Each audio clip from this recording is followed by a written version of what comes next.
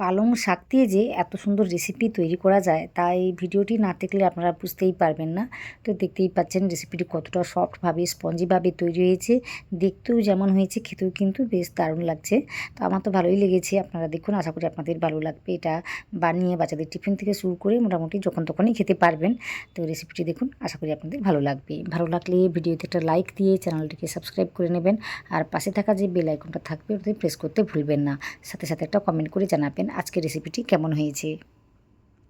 যেমনটা বলেছি আমি আজকে পালং শাক দিয়ে বানাবো। তো এখানে এক আঁটির একটু বেশি আছে। এই যে পালং শাকটা আমি নিয়েছি, তো এটাকে না ভালোভাবে বেছে নিয়েছিলাম, তারপর ধুয়ে নিয়েছিলাম। তারপর এখানে ওই যে একদম টকটকে গরম জলের মধ্যে এইভাবে দিয়ে রেখে দেবো আমি ওই 1 থেকে 2 মিনিটের জন্য। এতে করে না এই পালং শাকের যে একটা আলাদা কাঁচা গন্ধ একদম চলে যাবে, তাছাড়া এর কালারটা না আরও ডার্ক হয়ে যাবে, আপনারা দেখতে পাবেন একদম ম্যাজিকের মতো কাজ করবে। তো এইভাবে কাজটি করে দেখবেন, আশা করি ফলটি ভালোভাবে পাবেন। হ্যাঁ, তো ওটাকে আমি 1-2 মিনিটের জন্য রেখে দিয়েছি। এদিকে আমি এটা কী করেছি, মিক্সার জারের মধ্যে ওই যে 1 কাপ বা 1 বাটি বলতে পারেন আমি সুজি নিয়েছি। তারপর আদা, কাঁচা লঙ্কা আর 2 চামচের মতো টক দই, বেশি কিন্তু দিইনি আমি। তো যদি ফ্রেশ হয় তাহলে হাফ বাটির মতো দিতে পারেন, দইয়ের কথা বলছি আমি। তো এখানে 2 চামচের মতো দিয়েছি। তারপর 2 মিনিট পরে ওই যে পালং শাকটা ছিল ওটা আমি ছেঁকে দিয়ে দিচ্ছি। তো এইভাবে দিয়ে আমি কাজটি করেছি। তারপর ওই যে আমি একটু ধনেপাতা দিয়েছি। দেওয়ার পর আমি এগুলোকে ঘুরিয়ে নেব বা পেস্ট বানিয়ে নেব একদম সুন্দর করে, আপনারা দেখতে পাবেন। এতে না আমি আরও একটা উপকরণ দিয়েছি, ওটা আমি বলতে ভুলে গেছি। ওই 1 চামচের মতো চিনিটাকে দিয়েছি। তো 1 চামচ চিনি দেবেন, খেতে বেশ ভালো লাগবে। তো দিয়ে মোটামুটি সুন্দর করে পেস্ট বানিয়ে নিয়েছি। আর কালারটা দেখুন কত সুন্দরভাবে এসেছে। এইভাবে কিন্তু কালারটি চলে আসবে। তো এই পেস্টটাকে বানিয়ে আমি 10 থেকে 15 মিনিটের জন্য রেস্টে রেখে দিচ্ছি। তারপর দেখাচ্ছি, দেখুন এইভাবে কাজটি হয়েছে। আর এখানে এতটাই কালার চেঞ্জ হয়ে গিয়েছে, তো উপর থেকে এভাবে মনে হচ্ছে, ভেতরে কিন্তু সেই কালারটি রয়েছে, আপনারা দেখতে পাবেন। তো এখানে পরিমাণটা বুঝে শুনে লবণ দিয়েছি 1 চামচের মতো, গোটা জিরে আর 1 চামচের মতো ওই সাদা তেল দিয়েছি আমি।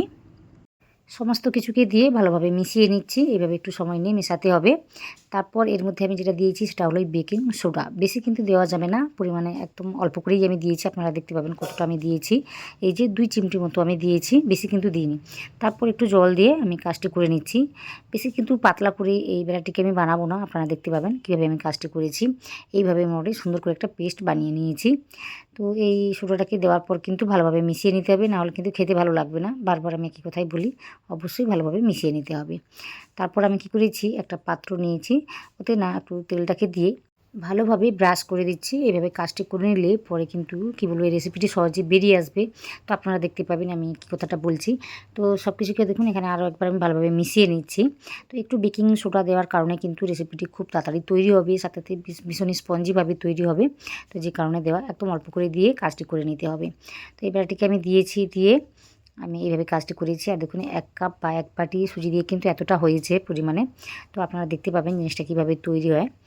তো এটাকে এইভাবে নেওয়ার পর আমি একটা আলাদা পাত্রে নিয়ে নিচ্ছি। এভাবে কাজটি করছি, আপনারা চাইলে কিন্তু আলাদা করে একটা কড়াই নেবেন, তাতে একটা স্ট্যান্ড বসিয়ে দিয়ে তারপর সরাসরি রেখেও কাজটি করতে পারেন। তো এইভাবে আমি মোটামুটি সুবিধা বুঝে কাজটি করেছি। আপনারা যেভাবে পারবেন সেভাবে কাজটি করে নেবেন।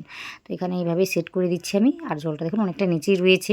তো এইভাবে কাজটি করে নিতে হবে, নাহলে কিন্তু এই রেসিপির মধ্যে জলটা উঠে যাবে, বলতে এই যে পাত্রটির মধ্যে, তখন কিন্তু রেসিপিটি ভালোভাবে তৈরি হবে না। যে কারণে এইভাবে কাজটি করে নিতে হবে। তো একদম মিডিয়াম আর হাইয়ের মাঝামাঝি রেখে মোটামুটি 10 মিনিটের জন্য বা 12 মিনিটের জন্য সিদ্ধ করে নিলেই কিন্তু রেসিপিটি তৈরি হয়ে যায়। তো দেখতেই পাচ্ছেন একদম 12 মিনিট পরে মোটামুটি আপনাদের দেখাচ্ছি। রেসিপিটি দেখুন কত সুন্দরভাবে ফুলেছে। আর হাত দিয়ে আমি দেখে নিচ্ছি উপর থেকে কোনো রকম কাঁচা ভাব আছে কিনা। তো দেখলাম ঠিকঠাক রয়েছে, বেশ শক্ত শক্ত হয়ে গিয়েছে। তো এটাকে না আমি নামিয়ে নিয়ে একটু ঠান্ডা করে নেব, একটু বলতে বেশ ভালোভাবেই ঠান্ডা করে নিতে হবে, তাহলে পরেই কিন্তু রেসিপিটা সুন্দরভাবে বেরিয়ে আসবে, নাহলে কিন্তু একদম কী বলবো ভেঙে যাবে বের করানোর সময়।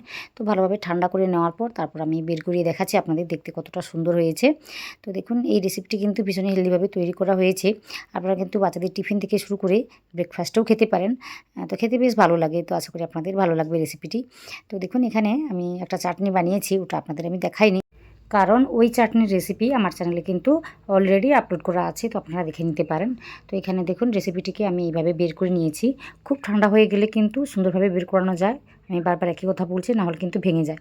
তো আমি কেটে নেওয়ার পর দেখাচ্ছি জিনিসটা দেখতে কতটা সুন্দর হয়েছে, ভীষণই স্পঞ্জি হয়েছে, সফট হয়েছে, খেতে কিন্তু দারুণ লাগে। আপনাদের সবারই ভালো লাগবে আশা করি। রেসিপিটি যদি ভালো লাগে বা যদি আপনাদের নতুন কিছু মনে হয় তাহলে সেটা অবশ্যই কমেন্টে জানাবেন। সাথে সাথে ভিডিওতে একটা লাইক দিয়ে চ্যানেলটিকে সাবস্ক্রাইব করে নেবেন। আপনারা ভিডিওগুলো দেখেন কিন্তু কোনো রকম কমেন্ট বা সাবস্ক্রাইব করতে ভুলে যান, তো অবশ্যই আমাকে সাপোর্ট করবেন। আর কোনো রকম রেসিপি যদি আপনারা দেখতে চান সেটা কিন্তু কমেন্ট করে জানাবেন, তাহলে ওই রেসিপিগুলো আপনাদের সাথে আমি সহজেই শেয়ার করে নেব।